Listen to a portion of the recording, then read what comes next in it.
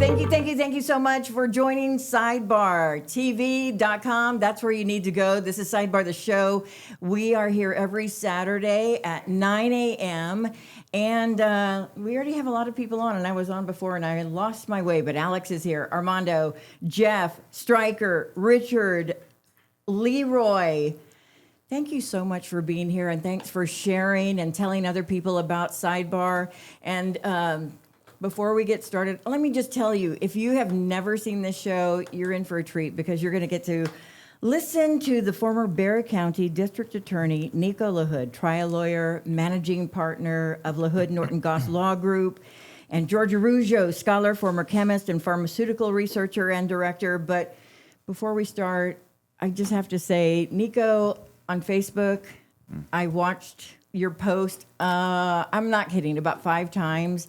And I was busy last week when you were telling everybody about this big surprise, but when I saw the video, I was like, this is the most amazing video. Can you tell a little story, like the behind the story, so that anybody that wants to go look it up can watch it and know? Yeah, so Davi's from Mexico, from Sinaloa. It's a state in Mexico. Los Mochis is the town. And I hadn't been back there in 18 years. We went there when we first got married a couple of times. Yeah, and then Maya got baptized there. I mean, that's, it was more of a dedication, but more of a traditional baptism. And obviously Protestants don't baptize babies. We dedicate babies. You baptize when you're an adult, but that's here nor there. So we went over there for that. And it's been years. And then when I was district attorney and just things, I had a border prosecution unit and things going on in Mexico, I just didn't feel comfortable going back, especially when I was DA. And then it just kind of after I didn't feel comfortable going back. I didn't feel comfortable letting the kids go back. And so it was real meaningful for Davi to want to go back to Mexico and show the kids where she grew up. I mean, I think it's important for any parent to want to do that. Absolutely. And I just, after we prayed about it and I just kind of put my heart at peace. I said, just go. I got this big trial coming up. That'd be the perfect time to go. Go surprise your parents. And so she put this thing together. Her and her brother, Jose David, the guy that you see in that video. I have 2 brother-in-laws. Carlos lives here in San Antonio, and David lives over there. And so he's the only one that knew. So it was his daughter, Danya's birthday, and so they were gathering for a dinner, and the timing was perfect. And so there's a video of that, too, we didn't post. But where Davi and the kids show up, and they just walk into this restaurant, and people lose their shit. I mean, they're just, they just say, everybody's just, you think you're looking at a ghost. They could have never guessed that Davi and the kids would go to Mexico. Right. That wasn't even a thought. They quit asking. They respected how I felt about it, which I appreciate. And so Davi surprised them. But no one thought I was going to go. I was in trial, and Daddy always stays home. Daddy has to work. Well, I mean, look, every client deserves the attention. And to be honest with you, Saulo is the one that suggested it 2 weeks before. He said, Nico, why don't we go and surprise them? I go, Saulo, I got this trial coming up. I can't. The week before trial, I get tunnel vision. I start honing in. Late nights, we just refined the case. That wasn't the police. Yeah, trial. James Brennan. So remember, Huge. like right now, I'd still be in trial. It was slated to be a 3-week trial with all the witnesses, so I'd still be in trial. Like, this would have been the ending of our second week. And so I said, well, Sal, I can't do it. It's just not going to work out. And then Salo says, well, let's see if God disrupts things. Let's see how God disrupts things. And I said, okay, whatever. And that's fine. I would be great. But then in my mind, I said, you know what? If for some reason the trial doesn't go, I think I'm going to go. I mean, because the seed was planted. And then the government moved for a continuance. We had that hearing on the Monday last week, and the judge denied the continuance. He said, "Be ready for trial on Monday." I have goosebumps. And so later that day, that same day, an hour and a half after that hearing, we get notification the case is dismissed. Yes. And immediately that seed, I was like, "Oh shit! Wait a minute!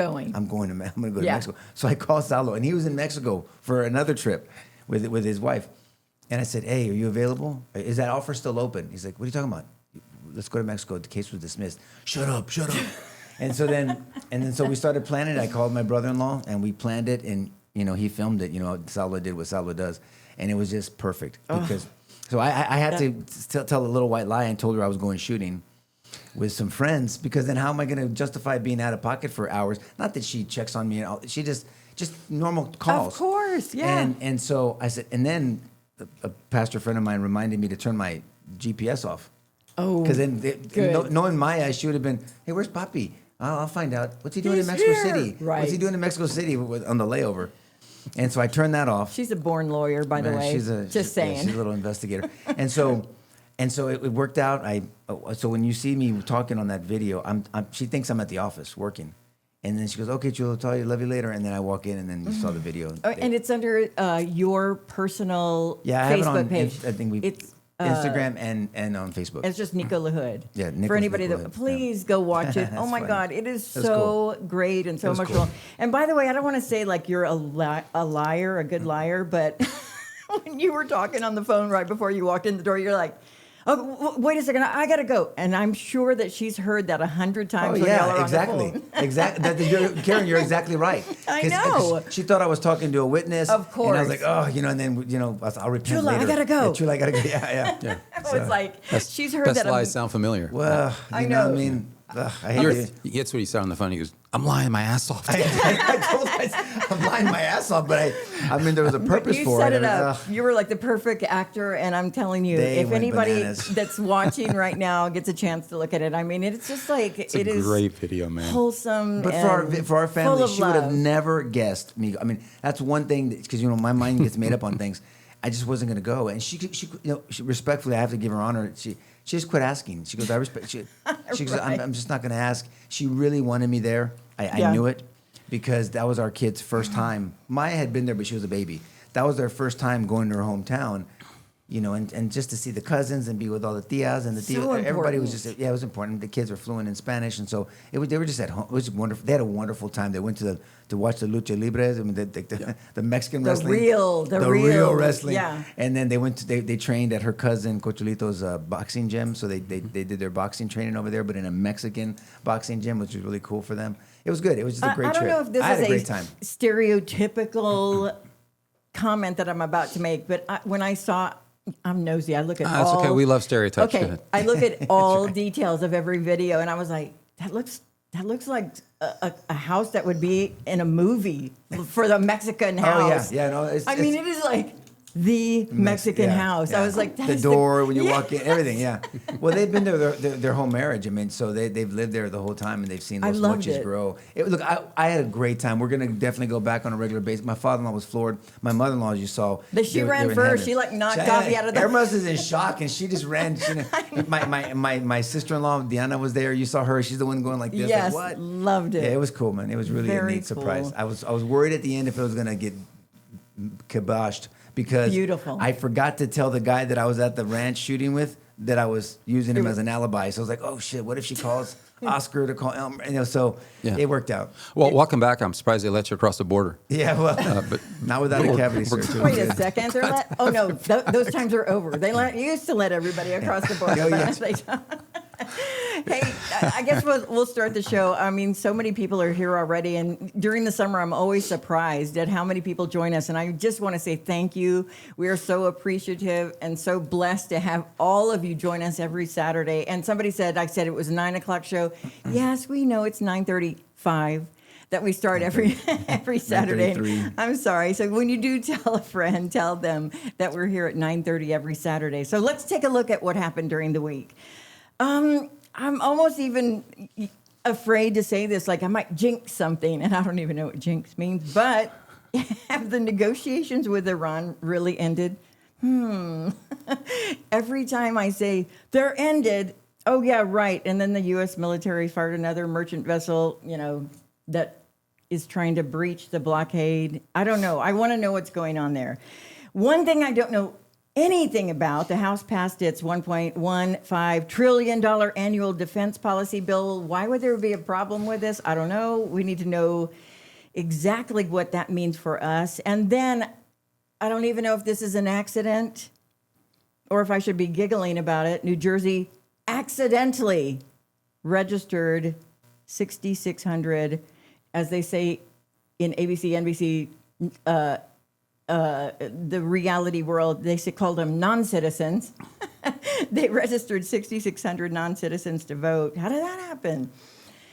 And then there's an incident that I hope we get a chance to touch on. The man shouting Allahu Akbar in New York, accused of stabbing a Jewish man, an Asian man in attacks.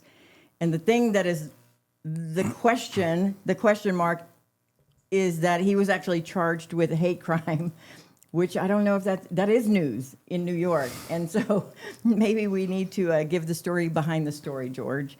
So again, Nico LaHood, thank you for coming back and being here today. I don't know if you thank me. I'm not kidding. When I heard you say, you knew something when I heard you say Sinaloa, I was like, wait a second, where are you going? Sinaloa. Sinaloa. And That way, used to the most Mochis was known for. Well, I mean, Julio Cesar Chavez wasn't born there in Culiacan, I believe, but that's where they found El Chapo. Yeah. Chapo wasn't from Mochis, but that's where he know. was hiding out, so they found him there. But that's what their claim to fame now. Sinaloa. That was great. It was great. I mean, it was It a just great rolls right trip. off the tongue. I know, It was but a when I great hear trip. that Right before the word city- cartel, which Yeah. concerned That's me. what concerned me. That's exactly what I was thinking. I was like, What are you gonna do? What do you got? What are you gonna do? okay, so what's happening in the Strait? What's happening with negotiations? What's happening with Iran?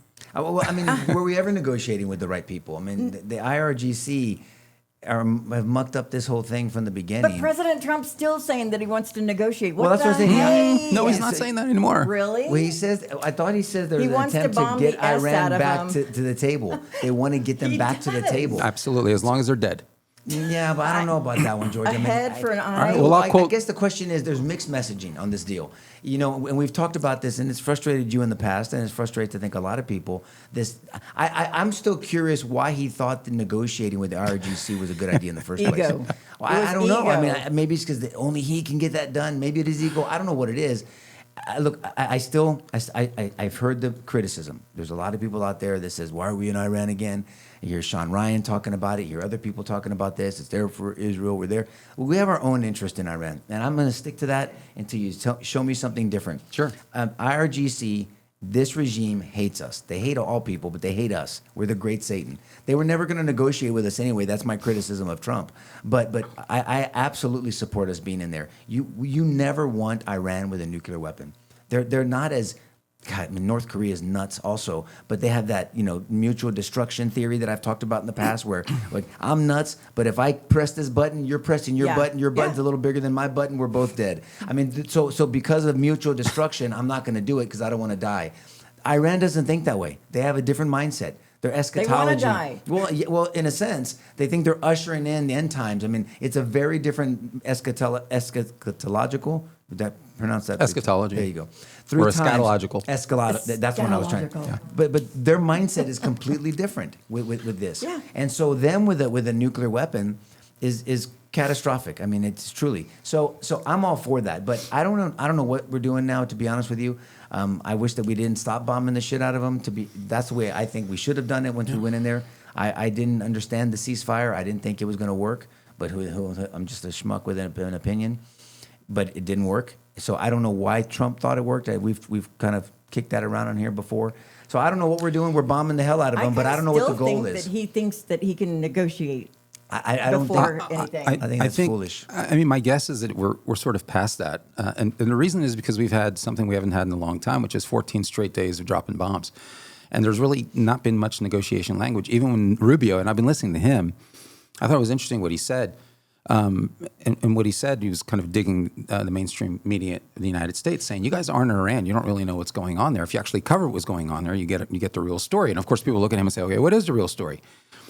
And he says, "Well, these people, a bunch of people, different nations," he says, "are calling us every day, begging, let's do a deal. They send us messages through other countries, third countries. I mean, they're running out of countries to send." He said, "I had countries here coming up to me. Oh, I just spoke to the Iranians." This is in front of a press that he's just talking about this week. They want to do a deal. The problem is every time these people do a deal, they either break it or after they make it, they want to change the deal. So they're probably not ready to do a deal yet, but they will be soon. Because the price they're paying is very high despite their tough talk and their flowery language and their stupid Lego videos they put out, he said. I've never seen them, he says, but they put these things out on social media and despite all the bravado, they're suffering tremendously and they're going to suffer more until they come to their senses. They're not there yet, unfortunately. So what we've had is a non-stop barrage of military activity. And if you remember, last time we had this, the news was, from Rubio himself and other sources, was that there were about 2 weeks left in the bombing campaign before the blows that were dealt to their infrastructure were sort of irreversible and truly catastrophic. So we had 2 weeks to go, and then we give them a 3-month vacation. And that didn't make any sense. And we were on the show. We took a bunch of heat because we were saying this is stupid. This will never work. And then Vance is out there saying that everybody else is dumb for not thinking it's going to work. And we knew it wasn't going to work because there's 47 years of history telling you it isn't going to work. And stupid doesn't get better over time. It just gets more stupid. So we knew it wasn't going to work. And so we gave him a 3-month vacation. And so now, technically, now that we turned the button back on, we should have about 2 weeks. But the problem is we gave him 3 months to reload. So it's going to be longer than 2 weeks. And they got more money from it. Right. So we're at 2 weeks right now. So I don't know how long it's going to be. And they may be getting help from other countries, China, Russia. Right. And so what we've seen is a reversal of the past policy we've seen for the last 3 months is we don't hear a lot of negotiation. So do we want them to come to the table? Sure. But we want them to come to the table debilitated and decimated. And everybody knows. Everybody knows with functioning neurons that there's no path out of this without a dead IRGC leadership. There just isn't. Well, see, but Is that's that a problem? that's. I was waiting for you to get to that point. When Rubio says, and I saw the same interview. I think I sent it to the group because I really liked it. Rubio, I mean, he's just I know. does a great job. No, I just great. I mean, we have such incompetence out there that when you see extreme competence, you have to acknowledge it.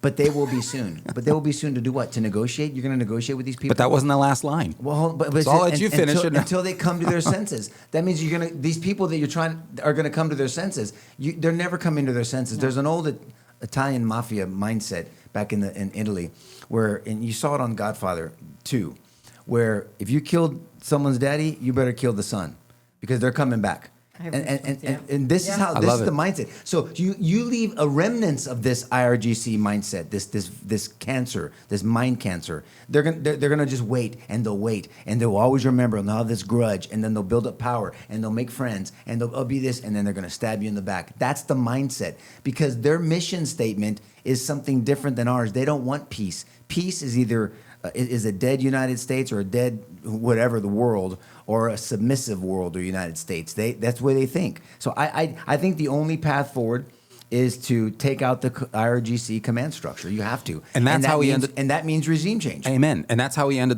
that's interesting because that's how he ended the press discussion. He gets kind of like he gave a one-liner and says, next question. Because somebody said, well, Ahmed Arakshi, who's the foreign minister of Iran, said that their position is it's an eye for an eye. And here's how here's how Rubio ended the press conference. This is why I think we're past sort of the negotiation Rubicon. I could be wrong, but this is how he ended it. He says, is that right? He says, well, Trump's policy is an eye for an eye. It's head for an eye. And he goes, next question. And he moved on. I don't know. It just seemed to me I'm not really reading negotiation out of that. But who the hell knows? I mean, whatever happens, there's no path. There's no path unless the IRGC leadership is completely assassinated. And I don't hear that we don't have the capabilities to do that. The longer we take to do it, the more difficult it becomes and the more cost it is to the American warfighter. But man, I don't understand it. I don't know why we get... We have 16 soldiers dead. Now, in war terms, and look, every life is, invaluable to the family, and I know personally. So I'm not speaking irresponsibly when I say that, but 16 in a war is very good odds. Good numbers obviously in the sense of loss, but 16 is still too many to those families. It's like that was the most important loss in their lives, and 2 more had just happened recently. And could that have been avoided if we didn't do that? These are all the things that play out. Not to mention how much it's costing. This is getting drawn out, and it's not. And the polls that I saw, again, this is our poll expert over here. Not that you're a stripper, but I'm just saying he's good. He understands polls. He should be. All I'm saying those is polls you're always talking about. But all I'm saying is they're not. He's not doing good. Trump's not doing good on this. He's not. But is it because of that war or the economy, or are they, of course, together? But do people just think about the economy? The war was never particularly popular. It's more unpopular now than it's ever been. More unpopular. But again, the longer it takes, next month it'll be even less popular. Well, and then next month will be how much closer to the election? But the problem is that it's a necessary. I agree. So what do you do? How do you balance those two? Well, you get through it as fast as possible. You don't give them a 3-month hiatus. Well, that's because they've been recharging and reloading for 3 months. Yeah. I don't think you need a PhD in military strategy to figure that out. And he had advice to continue and push forward. But I do think I just do we know suspect, why? Has there been any reporting on why he waited that 3 months? Because that was a valuable time that we lost. It's a great question, Nico, and I hate saying it, but I do think that there are 2 camps that have kind of developed inside the Trump administration. I hate positioning it this way because I don't think it bodes well for for politics in the future here, but there seems to be kind of a Vance-led camp and a Rubio-led camp. Ooh, I mean, that's if not you just good. take it from the rhetoric. If you look at how Rubio frames the nature of the conflict and Trump's posture, and just look how Vance situates it. Maybe that's deliberate. You know, you got good cop, bad cop, but they're just decidedly So different. how does Vance look at it? Explain to me. No, I just don't think that Vance was ever really on board. I think he's doing his best to be supportive, as he should, and kudos to him for that. But I don't know that philosophically that he's ever been on board. I think he falls more on a non-interventionist camp, and I think that Rubio has a more sober, balanced view of an enemy like Iran, because for Vance to come out of this pseudo bullshit negotiation with Iran, which everybody knew wasn't going to go anywhere, but then to turn it on people who were providing reasonable criticism and to say that they were foolish. I mean, come on, man, you've crossed the line there. We're not foolish. I mean, we're calling out what's obvious. So who's the real fool here? I'll tell you Rubio what, never said a thing through that whole thing. You mentioned that negotiation with Vance, and I like J.D. Vance. I do too. I like him, but he's excellent. He's not exceptional. And when he came out, I'll never forget. And maybe it's because of me being in the fighter world and understanding the way he conducted himself when he's there. He was like a fish out of water, and he's there with that kind of awkward smile because it's like he can't get rid of that politics smile, that kind of like howdy doody smile, and when he was standing there, he looked very uncomfortable. He did not look He didn't look like he dominated the conversation. He doesn't look like he commands the room.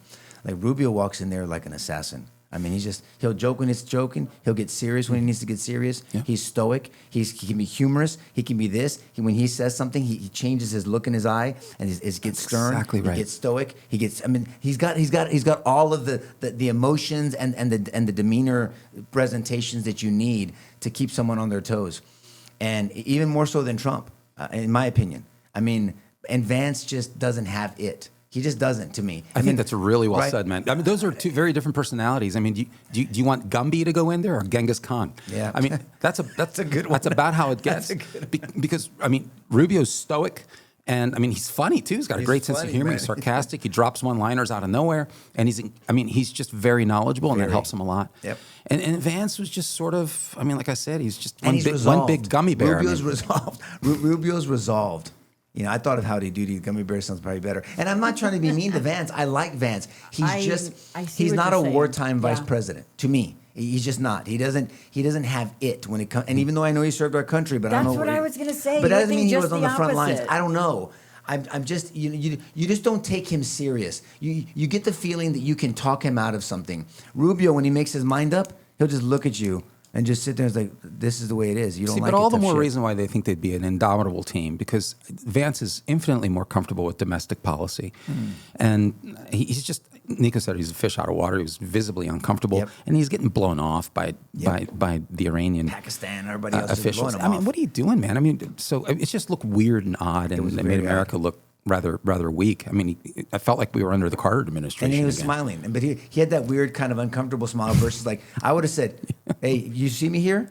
Fuck! I mean, I'm out. I would have walked out of the whole room. I would have. You cannot show weakness because they smell it. It's like blood and water with these folks. You're I'm right. telling you. He did have that weird smirk. Like It was a weird It's smirk. not a Like weird he had smirk. look at He's a stuff like that. hillbilly. like he had He's just a farted and didn't want anybody to know. He's a hillbilly. That's the hillbilly in him. You know that. Come on. I don't know, man. There's a bit of insecurity, and Rubio's like a fighter from the get-go. So he steps into the gap and he brings competence and clarity. And so I don't know. I think a Vance-Rubio ticket. Or Rubio Either Vance way, ticket. yeah. Yeah, Either way let's would see. be good. Let's see what happens. Okay, so what is this $1.15 trillion defense policy bill? I don't know how that gets by the Doge. Where happened to Doge, by the way? Everybody hates him because he's a Nazi. No, I'm not. He's not Doge. The Doge is itself. Yeah. Elon Musk. I'm just saying. So this is some of the criticism. I mean, Look, I'm all for military spending. I think a strong United States brings peace to the world and brings safety to us. And I'm about America first. America first over everything. That's it. Period. End of story. And whatever we do outside of America has to benefit us. Not for some other country, not for anything else. For us, not for a party, definitely not for politicians or individuals. For the concept of America, and she's beautiful. So that's my mindset. I mean, 1.15 trillion with a T. $1 trillion is insane. I don't know what that does to the deficit. I mean, There goes the tariffs. I mean, I don't know. And everything I don't know. that got It's just a lot. Look, but we need a strong military because Biden and Obama, they obviously they weakened it, and so we need it, and I think it'll keep us safe. It'll keep Americans safe. But I don't know. I haven't looked at it. I'm sure George has. I don't. $1.15 trillion is insane. I mean, I went through it, and this is the fiscal year National Defense Authorization Act. 1.15. It's actually 1.5 trillion, but it's 1.15 for the base budget. It's required spending. Now, remember, just take Iran out of it and take what's going on in the Middle East and take because we want to talk a little bit about that Section 219. Needless controversy, in my view. But there's $350 billion that are carved out of it. And that $350 billion they want to pass through reconciliation because inside of it is SAVE Act provisions under the umbrella of national security. Got it. I mean, and I think that's legit. So just to be very clear, when you pass a defense act this way, you're going to need that 60 vote, right? Yeah, before you can vote cloture. Right? 60 vote supermajority in the Senate. Well, hold on with that, which is the filibuster issue. Keep going. Truly. So that's got to go through the regular budget process for 27. But they've carved out $350 billion, which will go through the reconciliation process. All that means is that now they want to include some non-budget policies inside this reconciliation vehicle, which allows them to have not a supermajority, but a regular simple majority vote. And so that has its own battles, and that's coming up here. So the whole thing's $1.5 trillion under defense, but they've carved out $350 billion to go a separate route under reconciliation, which does not require a supermajority vote. So on this $1.15 trillion, this NDAA, we have to just remember you have to ask yourself the question, if America has to fight a multi-front war, do we have the resources and the capabilities to do that? Because that's becoming increasingly more likely. China and Russia. If you had to fight China and Russia at the same time, and you got fires to fight in the Middle East, do you have the resources to be able to project that kind of kinetic power at the same time? And so all of a sudden, $1.15 trillion doesn't seem like a lot of money. It's a good point. That's all I'm saying. We just have to live in a real world here. We enjoy the freedoms that we enjoy. We enjoy this kind of American cocoonery because somebody's out there making sure the Indians don't come over the wall. That's not a racist statement, okay? Everybody just live with that. So it's an old metaphor. Everybody just deal with it, okay? Yeah. I don't want the Indians to come over the wall. So we need American warfighters to be well-resourced. We need to be well-trained. We need to have what they need and when they need it. And we need to be able to project power across the world at any given time. I mean, think about what it takes to do that. All of a sudden, in the scope of a $40 trillion, I hate even saying it, a $40 trillion deficit, that doesn't seem like a lot of money. And it seems like a noble purpose to assign it to. So, I mean, it's kind of a necessary evil. What are you going to do? Not do it? Seriously, what's the answer? So, I don't know if anybody's... I guess the point I was making with the whole Doge thing is what happened to the cuts and the spending and all the other stuff that we were doing to save money and to make sure that we had, that we weren't passing this on to our... I mean, no one ever deals with the deficit. Now, I'm not saying this spending isn't legit and we don't need it, because your point's well taken. What if we had to do a multi-front war? We'd be screwed. I mean, it doesn't matter how big and bad we are. When you have multiple attackers, you need multiple defenders. So I get all that. But what are we doing to $40 trillion? We're never getting out of that. No, man. What's the answer to that? Well, the answer is growth. I mean, you have to get to a place where you're creating enough value to create enough revenue to overwhelm your expenses. So that's the question. We're running the operation, the business of this country on a deficit. You just can't. You can't go to the bank that many times. At some point, the bank's going to cut you off. And so it's just terrible spending. And it's the same issues that we've always dealt with. I was promising when Trump came in, the whole Doge idea was a great idea. I mean, but then it seems like it's dissipated. I mean, I don't know what we're doing. Have you even heard about Doge since? No, I mean, Doge was supposed to continue at least for a full year, and it stopped short. It stopped at something like $200 to $300 billion saved. And then they ran him out of town. Yeah, I mean, and it became politically charged. Yeah. And then I think what they did, no, seriously, I think what they did is, I don't think Doge has actually gone away tactically. I mean, those measures remain. They really do. It's just that, Musk left, so you didn't have the media attention anymore. And so it became less of a celebrity show, and it just became part and parcel for Washington. But I don't think the Doge efforts have gone away. You can Google that. I don't think those things have gone away. I think that database still exists. I think they still show where they're saving money. But I mean, growth is the answer. But if you spend the money you're saving, I mean, in general, I'm not saying on this. This is a separate issue to me. But I mean, then what doesn't matter? You're not really saving anything. Right. But if you're going to have those expense discussions, is this the bill to have it in? Because if you read the bill, it's pretty particular. It talks about enhancing your drone, counter-drone capabilities, huge issue. And that's huge. Subterranean warfare capabilities, certainly more missile systems. I mean, it's pretty granular in where we're spending the money. Now, this is separate. This is policy. Does this include the Golden Dome or whatever that we were? Okay, this gets into David Sling and Arrow 3 or whatever, and the Iron Dome in Israel and in our own Golden Dome. That's what I'm saying. So, indeed. So, but I mean, it's not enough to do the Golden Dome, but it gets us farther along in those initiatives. But I want to, because you brought this up, and my sister who's here in the studio, she brought it up this week. There was a lot of stuff on Instagram and a lot of stuff on social media about this provision, this Section 219 for Israel. And I just want to point out to people two things. Well, tell them what the issue is. There's a section inside, and this is not part of the reconciliation portion. This is part of the base bill of the NDAA.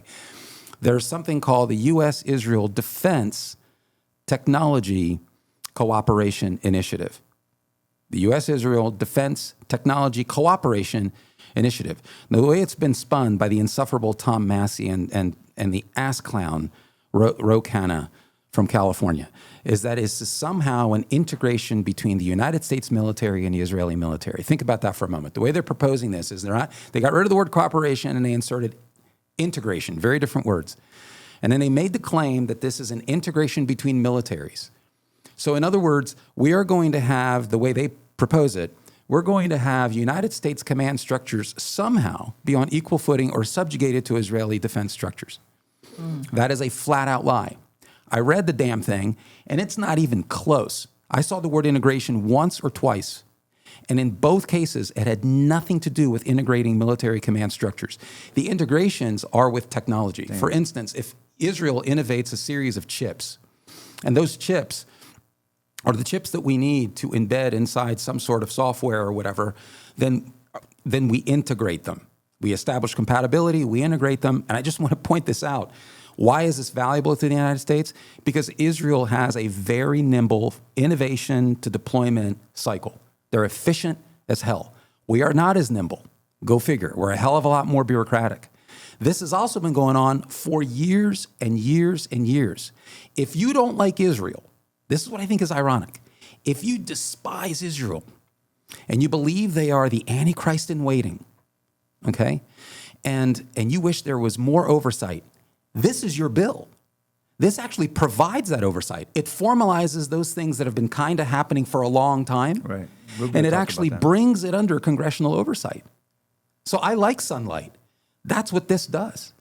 And so it is very specific about the cooperation in terms of the technologies that are exchanged between militaries. It's been going on for a long time. It is an America First proposition. I want to say this again. I am not an unconditional support, unquestioning support guy for Israel. If Israel has a shitty policy that hurts the United States, I've got a big problem with that.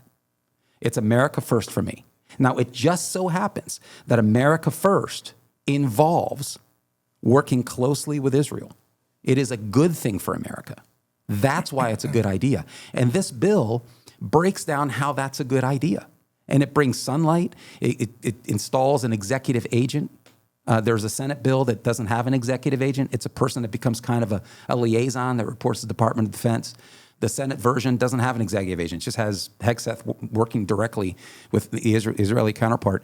But I think the bill it's a nothing burger. This has been going on for a long time. And lastly, and I'll shut up, we've been doing this stuff with all kinds of allies. Yeah. For a long time. Rubio made that point during that interview. So what exactly is the issue? The issue is that we have people that are so blinded by their hatred for Israel that the facts don't matter anymore. And so good riddance, Thomas Massie. My goodness. Well, update, don't forget your thought on Doge. Department of Government, Doge, officially ceased in operations on July 4th 2026 after an 18-month Wow. run. I didn't Key know that. outcomes include official closure. The temporary federal agency concluded its chartered mandate following Elon Musk's departure from its role in 2025. Federal impact, Doge, reportedly roughly $215 billion There in you go. spending and contract cuts alongside a reduction of about 324,000 federal workers. While the centralized organizations have shut down, some affected agencies have begun active recruitment and rehiring. So they're going to hire them back in lingering operation. And That's what I heard. What was it? So Doge as Yeah. an entity has ceased, but publications or statements, I should say, and in public and American media have stated that administration officials and former Doge staff, in many cases, have remained, and that the principles continue, the management continues, the reporting continues.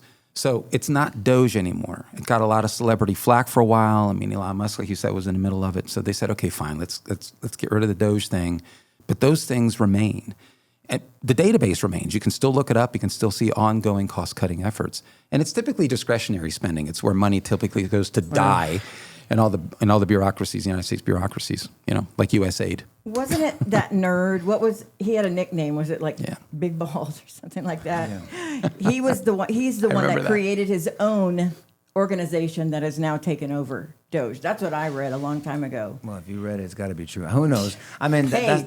I'm just saying. Who knows? I mean, I don't look, know. the idea of saving money and trying not to we just can't. I don't know. I mean, just the fact that we're just talking about trillions of dollars like it's no big deal. I have is to say crazy. something. I have to say one little thing before I forget. When it comes to the midterms, and we all know how each of us feels about the midterms, but I just keep on thinking that it's not so much all about the economy, not about the war, but I keep on thinking the young people that voted, like Mamdani in, are also the people that don't know about communism, can't justify war because, like, come on, communism, it sounds pretty good because they've never been taught about it. So the things that they don't know about, they can't be against it. And so they're voting for something that in their minds, because they don't have the knowledge, is going to solve all the problems that they have. But that's how communism works. I know, but it that- keeps the masses ignorant. Yep. Promises them gifts, gives them false bullshit lies. But it sounds great. And then once they have their fangs in you, then you're screwed. You can't do anything But about it. those You're on the hook. kids, those young people that are voting, are the ones that took the free hot dog and French fries to get the COVID shot. That's what they're used to. And so until the young people know that there is a reason and that there's history on why we should be going in this direction, I feel like we're losing the fight to keep America.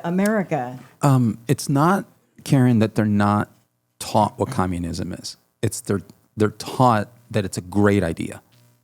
That's why. They're taught about communism and socialism, but it's taught as a wonderful thing. I mean, remember the adage, from each according to his ability to each according to his needs, right? This is one big community where all just sort of share. Somehow goods and services just Billionaires parachute out of the sky. are Nobody bad. talks about that. What's the cycle for production? And then here's the thing. What's the incentive? Human beings require incentive. I go out to work every day because I have an incentive, and it's a paycheck, right? And that becomes a stewardship issue. I could spend an hour doing X or an hour doing Y. And if I spend an hour doing X, it'll yield me whatever. If I spend an hour doing Y, it'll yield me whatever. I am incentivized because if I spend the same amount of time, I'll get more. It's about what I get. Yeah, it is. That's right. It's capitalism. And then the question is, what do I do with that? So in capitalism, you have more incentivized people doing things that they choose to do and things that provide value. If you want to make money in this society, you're going to provide a good and service that a bunch of people are looking for. Because if you provide goods and services that nobody gives a shit about, then you're going to go broke. And you'll end up treading water and won't get very far. So it's a great system because it incentivizes people to gain, but it's also aligned with the needs of the market. Right. And so that's why a rising tide lifts all boats, as Kennedy said. What socialism and communism do is that it takes all of that incentive out. Right. You just sort of distribute. Well, distribute what and from whom and to whom? See, you don't get down into the dirt to figure out how this is happening. It sounds real pie in the sky. And if you're broke and a flat in New York, this sounds like a great idea because you don't have a pot to piss in. And so taking stuff from your neighbor sounds like a really great idea, right? Until you have stuff and your neighbor starts taking stuff from you, and then it's not a great idea. It's legalized theft is what it is. So they're not thinking things through. They're not, as Nico says, play it out to its logical conclusion. That's what's not being taught. And the contrasts aren't being drawn in the American classroom anymore. They used to. You used to graduate, and somebody would say communism, and your hair would stand up on the back of your neck. Right. Yeah. Today, it's become this wonderful thing because it's been spun for what it isn't. But But watch what's happening in New York. Just with watch. that being such a huge part of the voting population, that's what scares me. Well, Nico, we were going to talk about what happened in New York City with Allahu Akbar, and our lead said, "Is this a huge surprise that you've got, attacks against Jews in New York City when you have the mayor of New York cutting a video, literally a couple of days before, calling Benjamin Netanyahu a war criminal, saying that there's genocide going on in Israel, saying that he's going to arrest Netanyahu. He knows all that's bullshit. Okay, look at his speech as he came into office. There was no time for the Jew. It was all a bunch of lip speak. It was all about the immigrant. Go back and read the speech after he came into office. This is a man whose electorate was 62% foreign-born. Yeah. The socialist sweep that we've seen in New York here, I'm thinking about Daria-Lise Chevalier in the 13th Congressional District, 40% foreign-born. So we bring in foreign-born people by the droves who can't stand the American Republic. Without assimilation. Correct. And They ascend into political office, and then we're stunned that voting patterns change accordingly. Yeah. Golly. So I think, unfortunately, you can expect these happen more and more and more because the value system's changing. Our enemies are now friends, our friends are now enemies. And so he knew he couldn't arrest Netanyahu. He knew that. The International Criminal Court, it has no authority whatsoever. FYI, the International Criminal Court has no say on United States policy at all. The United States didn't sign on to it. Russia didn't sign on to it. China didn't sign on to it because it is an attack on American sovereignty and on their sovereignty. So he knew that. But he made this. Why did he make the statement anyway? But even aside that, a mayor can't arrest anybody. I mean, just in general. I mean, that just tells you the ignorance. And I say that as respectfully as I can of people. A mayor cannot arrest any. A mayor is a citizen with a vote. That has a say-so in policy, in spending, in governmental spending, in governance, but not in law enforcement. And to your knowledge, that's across the board in the United States, There's not right? a mayor that I've heard of ever in any United States city that has the authority constitutionally to arrest anybody. They're not law enforcement. They don't direct law enforcement. It's a separation of powers deal. They don't push. They can influence the DA, but they don't control the district attorney in that area. They can influence the chief because they obviously are they're employers of the chief of police. But the chief has his own authority. What does that look like? What does a mayor influencing a DA to arrest someone look like? I mean, just like you should arrest this person and political power, and I'm going to be your political opponent, and we're working together on this initiative and that initiative. And if that DA doesn't have any courage, like the DA that we have in this town, well, then you get controlled by somebody outside of the DA's office, like the Wren Collective or something else. That's it. These are weak people. These are weak people. To me, a district attorney has to have a backbone. And it cannot play for the cheers of the audience. Hopefully, your policies and the way that you dispense justice appeals to the vast majority of your people because they know that you have a good heart and that you want to protect people against evil and give people that are stupid maybe an opportunity to turn their life around with accountability and keep order. You should keep order in your community. But you're not controlled by anything. I mean, when I was district attorney, I met with the mayor at the time, the county judge, all the players, but the DA's is his or her own, authority, and they answer to the citizens of Bexar County and should not succumb to any other outside influence other than what your oath is, and to ensure justice is done. And so there are justice and law enforcement structures in place to ensure equal justice under law. To ensure, theoretically, to enable, facilitate. Yes, enable. Right? I like that word better. To enable, to ensure there's not you ensure justice by having the right person in office and having the support of the people. Yeah.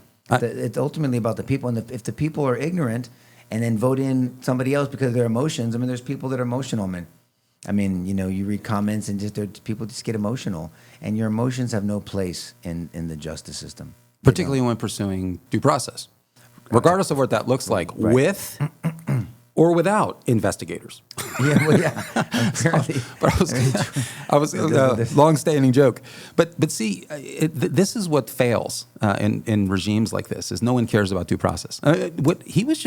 This guy's very honest about who he is and what he wants. You got to give this guy credit. He's not hiding.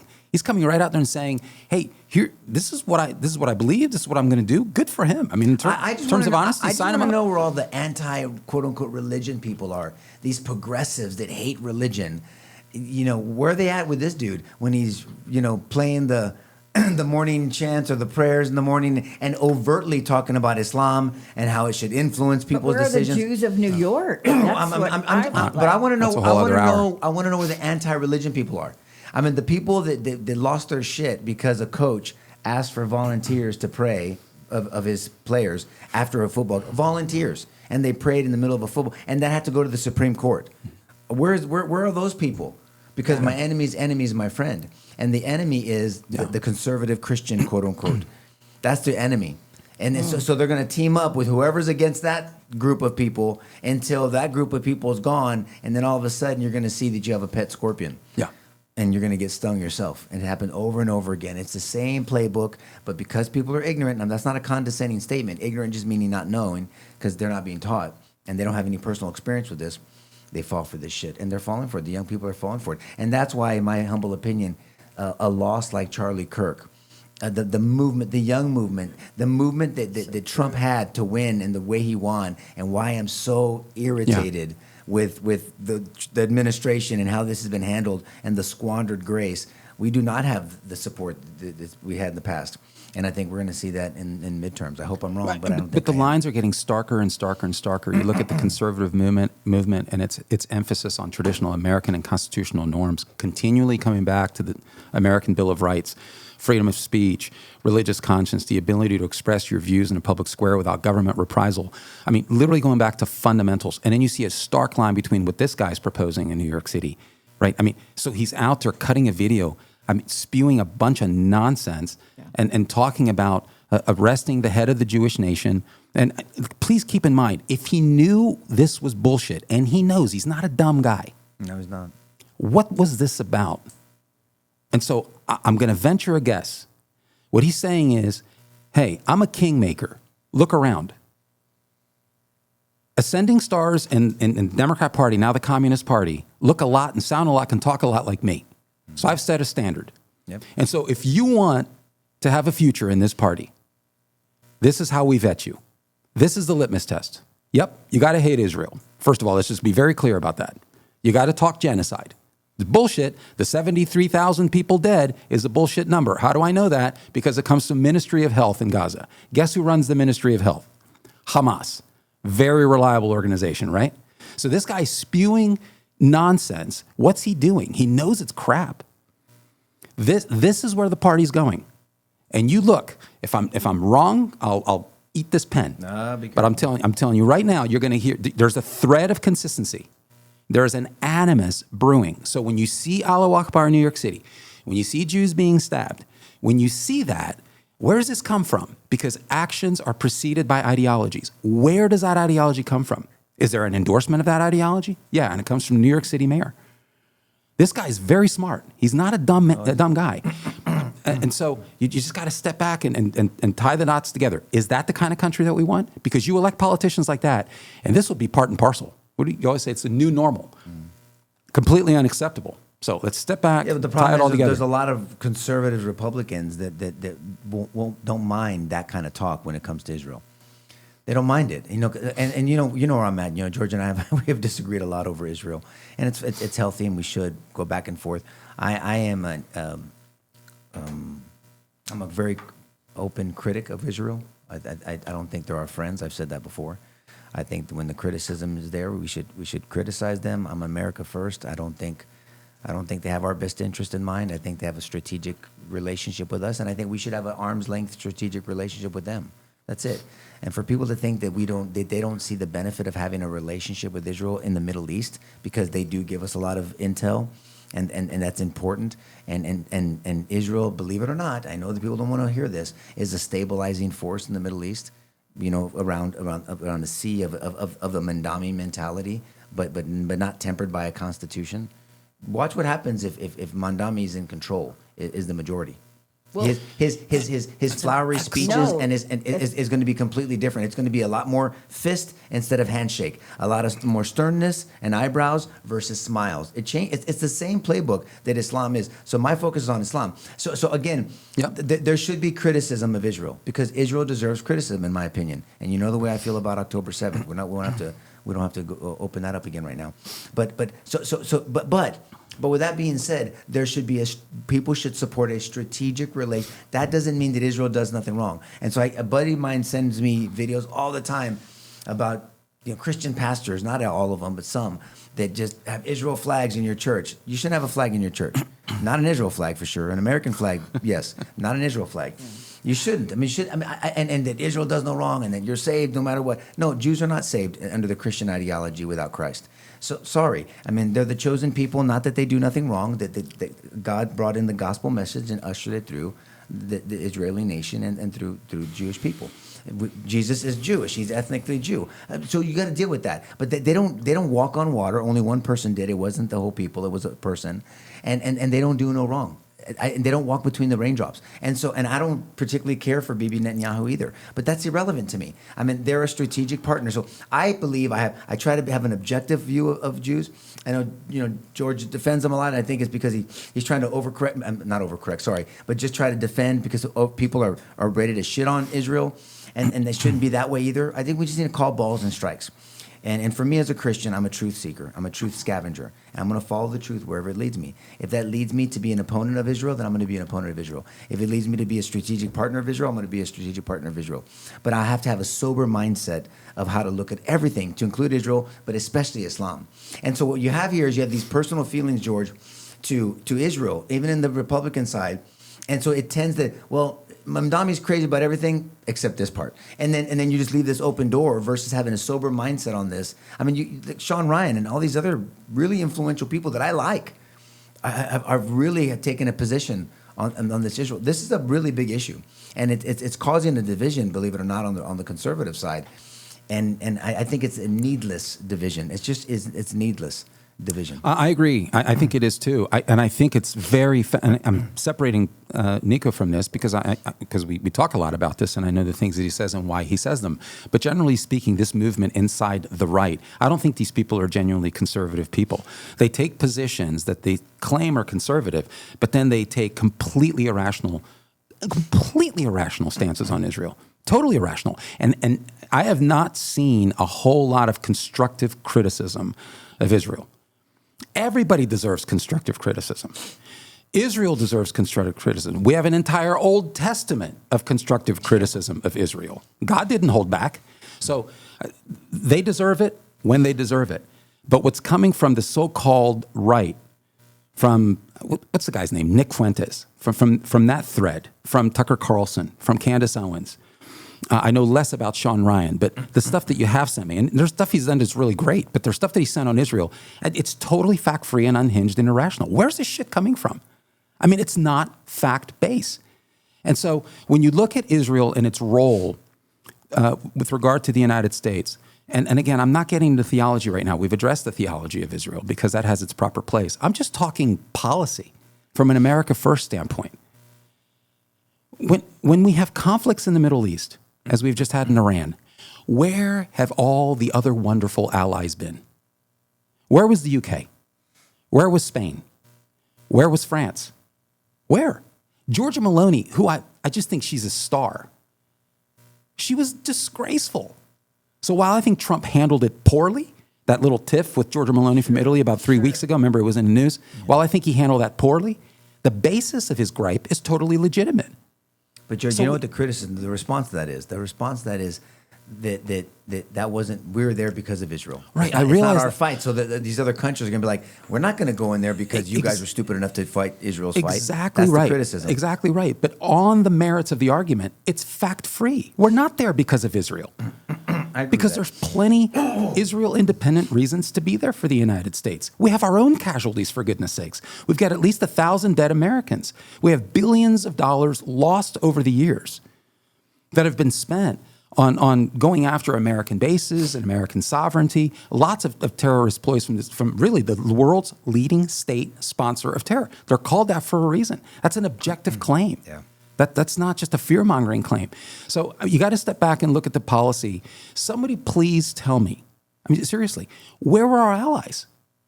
What's our alternative?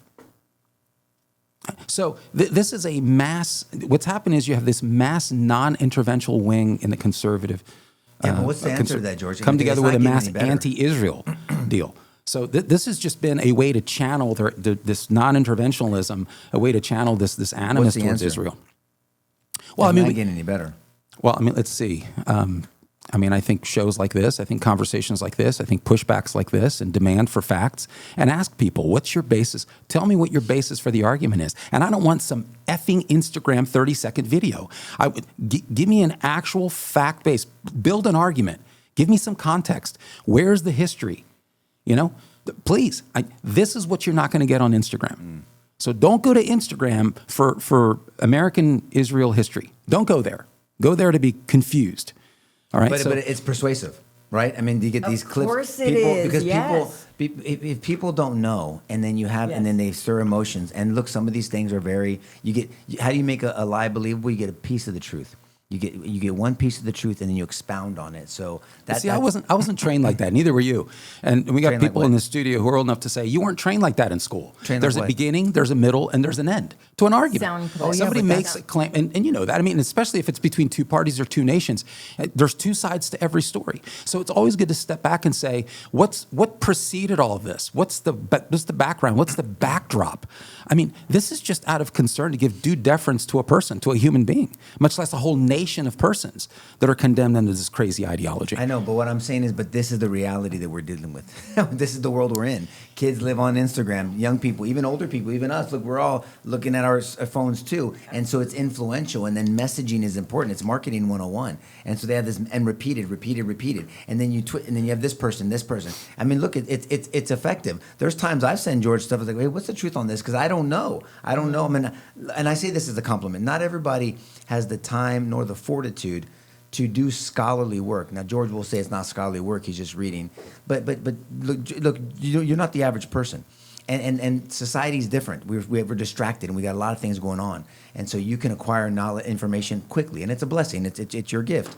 We don't all have that gift. And then people are even worse than I am. And I mean, so then you get these messaging through all these different mediums that we have now that we're trained to look at.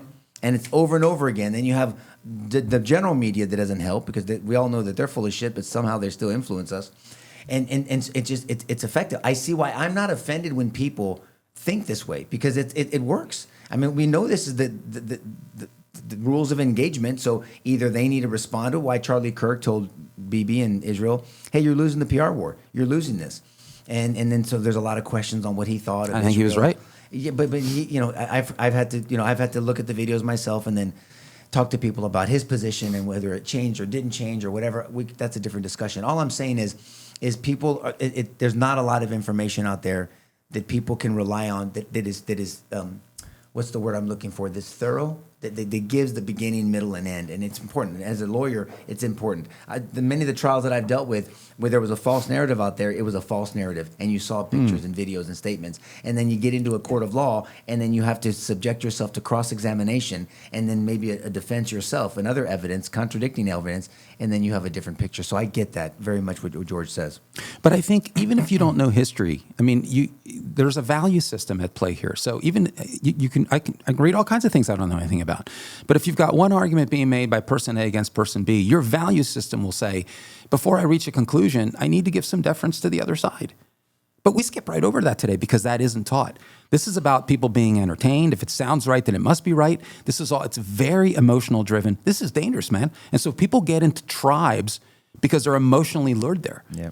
There's no commitment to sort of rational thinking and giving the other side their day in court. That's what concerns me. There's a value system behind this, jumping to conclusions that suit a narrative you've already bought into. It's I'm telling you, man, it's education by propaganda. It's very I know you concerning. want to go to the last topic, and we'll get to the last topic right now, but this is the part that concerns me.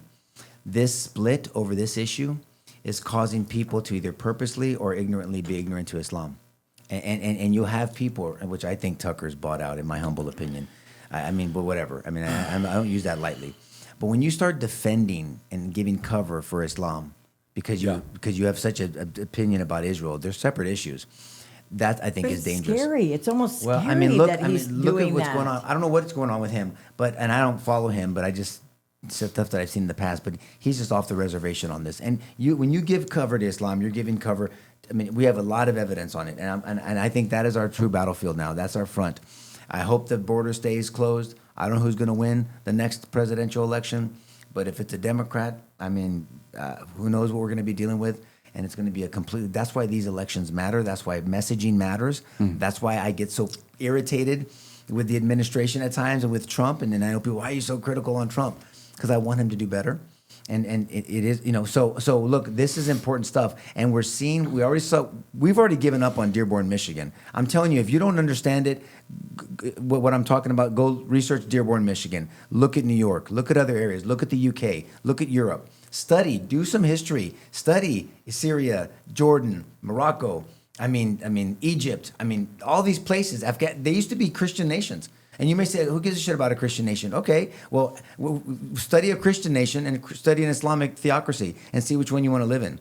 And tell me how many pride parades they have in an Islamic theocracy. How many pride months do they have over there?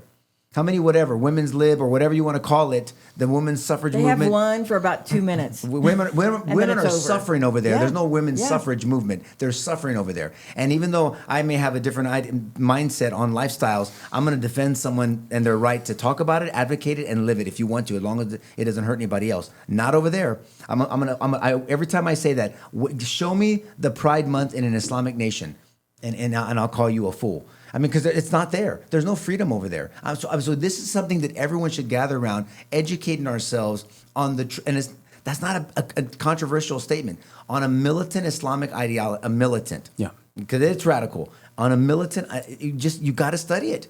It's nowhere that a progressive or a conservative wants to live in. I promise you that, if you really understand it. So that's the problem for me, is that you're giving cover to this movement, and it's happening. I mean, at Epic City here in Texas, and up in Dallas, I'm telling you that it's a real problem, and I hope people continue to open their minds to it. More people are talking about it. I don't know if it's getting the legs under it that it should, but that's my concern over this whole issue. We wish we could. I mean, we're doing a bunch of shows on already Christianity on the danger that is Islam. We're looking at their theology. We're looking at their politics, but we can't cover everything here. I would strongly recommend two sources.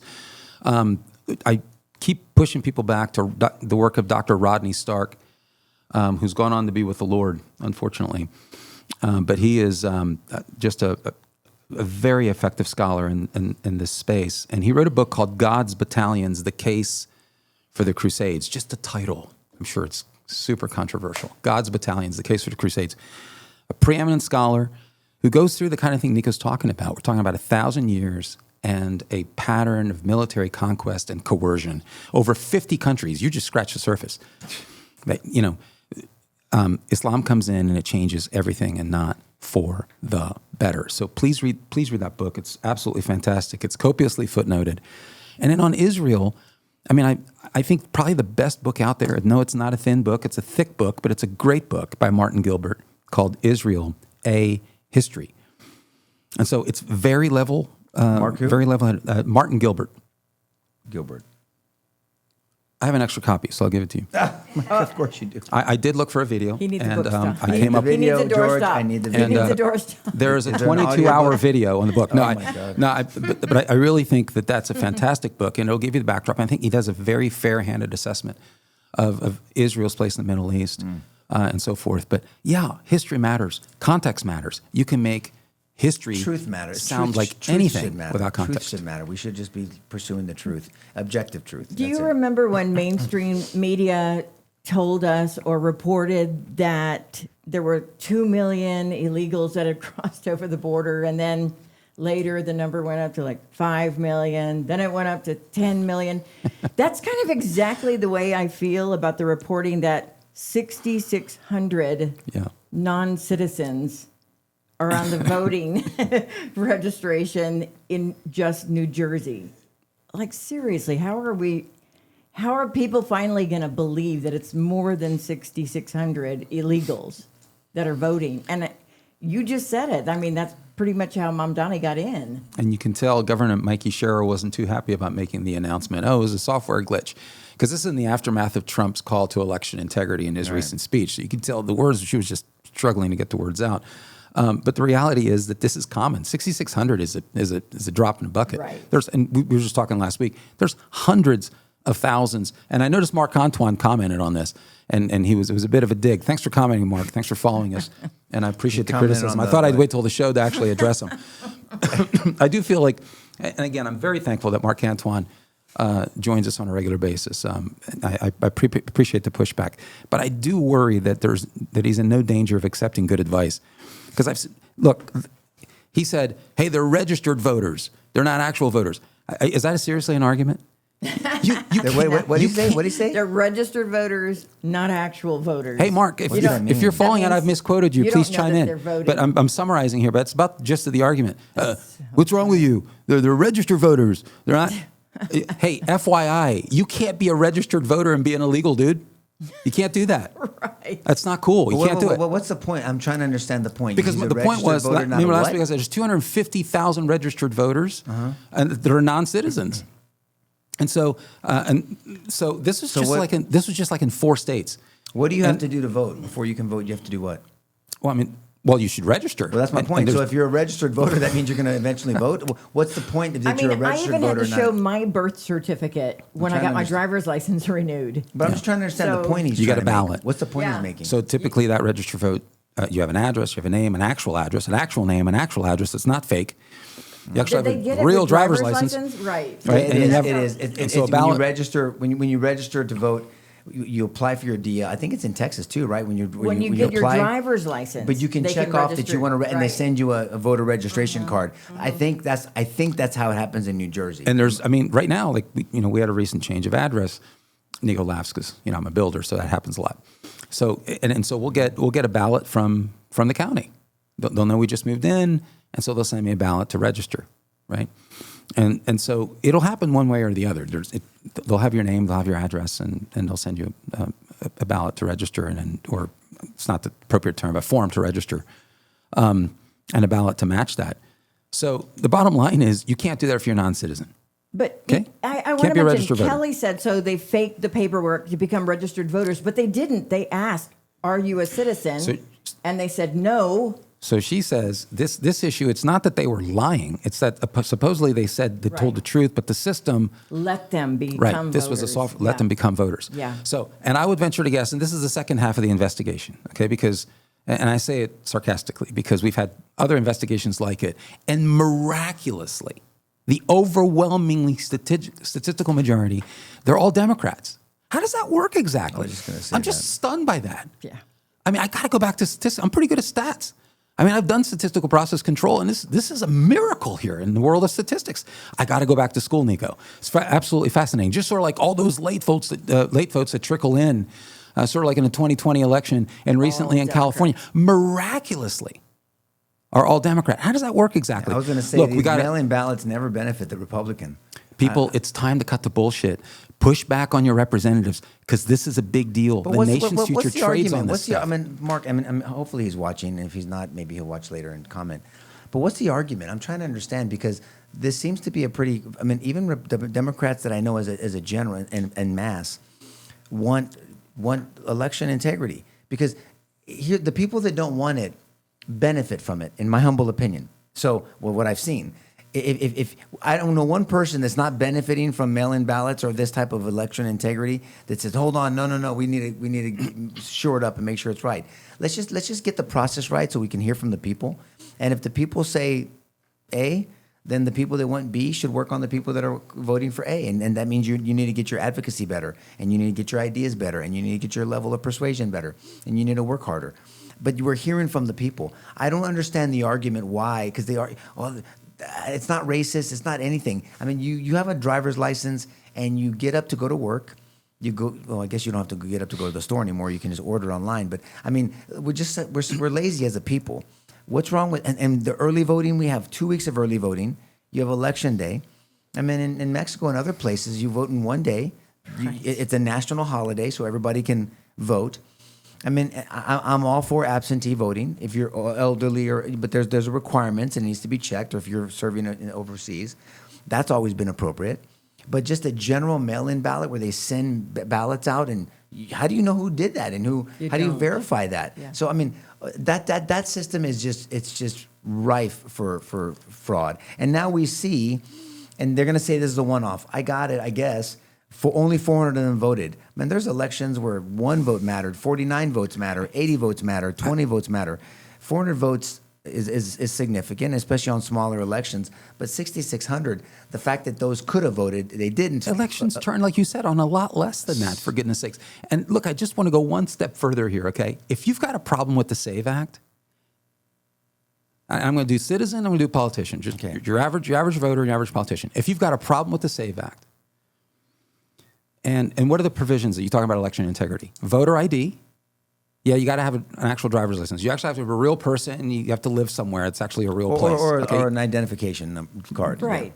If you don't drive. An actual verifiable identification card. From the government, from the state. That's right. But it says who you are and where you live. Yeah. Okay. So, and you need to be a citizen of the United States. So your citizenship has to be established. You have to have proof of citizenship, and you have a voter ID. What's the proof of citizenship? United States passport is what I use to establish citizenship. But the argument against, I'm just telling you what the argument against is that puts an unneeded burden on the states, because then how do they go to verify that? That's going to be another resource that the federal government is not going to fund. Yeah. And the counter argument is, and I don't mean to be sarcastic. No, what is it? We've put people on the moon. And we have billions and billions of dollars that we blow every single year on illegal immigration. You take a fraction of that, you can implement those systems very easily. I agree, but you're saying the federal government should fund it? The federal government is already working with states to do that. No, but who should fund it? If there's a verification that costs money and resources, and a state says, hey, man, and which is typically in blue states, but hey, man, we can't afford this, and you're putting unneeded burden on us. Are you suggesting the federal government should fund it? I'm trying, I guess, in my lame attempt to answer your question. I'm sorry, but the federal government already gives a lot of subsidies to states, and so portions of those subsidies, there's programs in place, and there's a number of states that are complying right now with elements of the SAVE Act, and Trump actually called some out. During his speech, and there's monies that are already given for this purpose to the states, and now they're using those monies to implement processes to establish integrity in their voting systems. So you do support the federal government funding it? It's already happening. But just say yes then. Oh, sure. Okay. Yeah. Just say yes. Well, hold on a second. Back up. Just back up a moment. I'm not trying to trick you on it. I'm just asking, because that's a question I get. I just want to point out that it's not a new thing, that there's already subsidies from the federal government going to states, but those monies have been going for all kinds of bullshit. But if a state says, yeah, we're using those subsidies for something else, I know what you're saying either use them wisely, you're not using them wisely, so there should be some type of audit, or we'll give you more money to make it happen. And that's already going, that kind of analysis is already going on right now, and there are states that are cooperative and states that are not cooperative. And Trump broke that down and actually said, look, the vast majority of the states aren't even reporting in. They're not even cooperating right now. So everybody's got to get on board here. So I guess I just want to kind of step back and say, if you've got a problem with the SAFE Act, you really need to get your head checked. And by the way, the vast majority of people don't have a problem, like you said. It's like around 83%, and there's a lot of Democrats. And if you're a politician who's got a problem with the SAVE Act, then you're an effing cheat. And you have no role anywhere near any kind of office. And I hope they primary your ass, because what a scourge that is. Who's going to primary that on the Democrat side? That's never going to happen. Not for that. Yeah, that's why I started with a voter. Yeah, I just try to reason through it. I mean, I want to hear from the people, and I just don't know why. I mean, we use IDs for everything. You can't get an apartment. You can't do this. I mean, we get IDs. You can't get on a plane. I mean, you can't travel. I mean, you can't drive without an ID. You can't do anything without an ID. You can't get a bank loan. Nothing. So why the hell would we vote on our leaders and not be able to show an ID? We want to hear from the people. If this is truly a country of the people, by the people, for the people, I want to hear from the people. And anyone that believes that a foreign citizen should be able to vote in an election is just, I don't understand the logic. What's the logic? I really need to understand the logic. I can't go when I went to visit Mexico. If there was an election, they wouldn't let me vote. Rightfully so. Can something be logical and corrupt at the same time? logical. If you yes, you can logically have a corrupt intent, and it makes sense. So I guess that would be my proposition, is that I think it's very logical, but incredibly corrupt. It's totally logical to come in and have a separate voting constituency that will keep your ass in office, because Americans can't stand you because your issues and your policies suck. So you bring in people who have one objective only, and that's to take shit from their neighbor. So you bring them in, and yeah, I realize there's a lot of people who come to the country and that's not their objective, but I'm generalizing here. I am. Why? Because that's generally true. There's a lot of people that are coming in and they're not assimilating into the country. They have no interest in our values. They couldn't give two shits about the Constitution. And they want to come in and they want to get on the teat of the country. Any idea what the load on welfare dollars is? So those people have no place being here. And here's the argument. And then the Americans that truly do need these welfare subsidies and help, they can't because they're being taken by illegals. But to your original point, I think it's very logical if you're a corrupt piece of shit to get in office and have this as your constituency so they can keep you in power. It makes perfect sense to me. Power. It's corrupt as hell. We need to get your ass out of office ASAP and hopefully get you on the next deportation train too, so you can go to that other country that you seem to love so much. But if you get a step back, you say, this is incredibly logical. It's cynical, it's corrupt, it's horrific. Okay, it's disgusting. It's the height of immorality. And the notion What's the height of immorality? That you allow people to come in to steal from other people. That's immoral. And the idea that you have non-governmental organizations, and many of them are church-based and faith-based, we've had shows on that before, and in the name of Jesus, doing things that Jesus would never stomach. Yeah, that's right. Remember that part about loving your neighbor as yourself? I don't know. There's something about theft that says maybe that's not the best way to do it. This is theft. And you've got politicians who are building constituencies on theft. Yeah. It's immoral. Americans need to wake the hell up, really. Because I'm telling you, if this isn't shored up, elections are going to turn more and more and more on this. California is not a bug. It's going to become a feature. Yeah, well, absolutely. So we need to start doing, like at the end of the show, you scrolling through questions.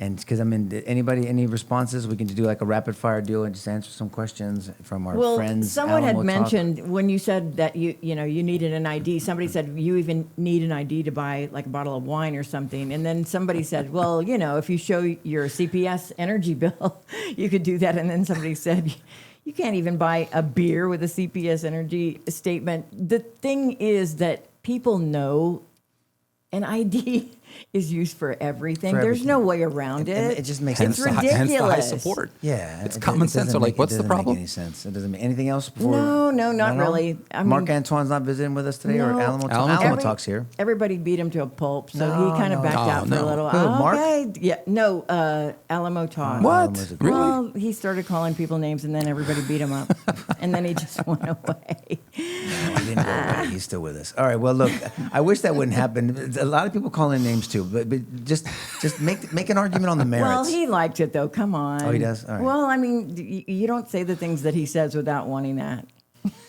Well, he believes it. He believes it. Does unfortunately, he really? Yeah. I'll work on him on my next lunch. Look, I'm into trying to change hearts and minds. We got to change minds. We're never going to win this battle if we don't change the needle. If we don't move the needle, and I really encourage people to do that. I mean that. I mean, the reason why Charlie was so effective is because he moved the needle. He changed people's voting patterns because he changed their worldview. And he didn't do it, but he made the argument. He gave an apologia, right, a defense for why maybe your thinking is either ill-informed or wrong or misapplied, and then maybe you should consider this. That's an approach. And I wish that we would do that more instead of just saying, screw the other side. I understand that. I understand that's appropriate at times, and we have to resist deception. But the people that are genuinely, and I use the word ignorant just to mean not knowing. I'm ignorant to a lot of things, but ignorant to the application of these ideas that they think are utopian, but they're not. They're destructive. They're open to move. You can move the needle. And we saw that in this last election. I'm telling you, I can't get over it enough. The way Trump won, when he said it was too big to rig, it was too big. The momentum was too big. Yeah. The people were jumping on board. The narrative has changed. All the little bullshit, Instagram clips, you couldn't produce enough of them because there was enough other stuff that we were using that same strategy on showing Biden and this and that and Kamala and everybody else.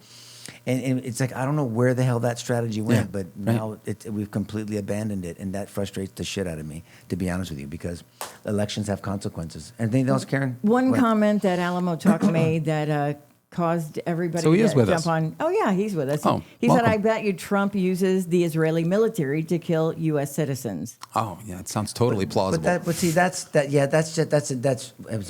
You're a- saying he really believes that? I don't know. That's an irresponsible statement because I bet. I mean, anything I bet. I'm sure. I mean, where do you get that from? No, but that's all it takes. Completely. Because it's like, oh, I hate Israel. That must be right. Yeah. And that's where it goes. And just FYI, That's the ridiculous. statement, hey, you suck and your kid's ugly is not an argument.